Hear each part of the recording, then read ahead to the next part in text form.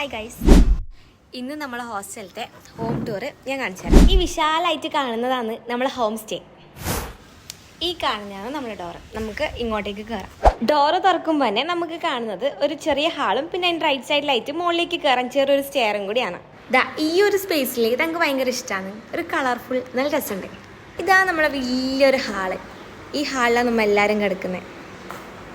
ഇനി നമ്മളെ ഫ്രിഡ്ജ്. ഈ ഡോർ ഓപ്പൺ ആക്കിയെങ്കിൽ ഇവിടെ ഒരു 8 ചെയർ റൂമാണ് കേട്ടോ കാണുന്നത്. പിന്നെ ഇവിടെ ഒരു അറ്റാച്ച്ഡ് ബാത്റൂമും കൂടിയുണ്ട്.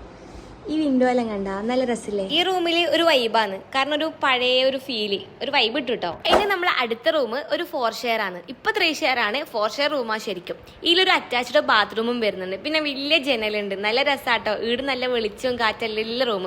ഇനി ഈ റൂമിൽ നിന്ന് പുറത്തേക്ക് ഇറങ്ങിയെങ്കിൽ ആദ്യം ഒരു ചെറിയ മിറർ കാണും. വീടിന്ന് പുറത്തേക്ക് ഇറങ്ങുമ്പോൾ നമുക്കൊരു നാലുകെട്ടല്ല, ഒരു തറവാട് വീട് കാണാം. ഇത് നല്ല രസാട്ടോ. ഈ വീടാണ് നമുക്ക് വേണ്ടതെന്ന് ആഗ്രഹം ഉണ്ടായത്, പക്ഷെ നടന്നിട്ടില്ല.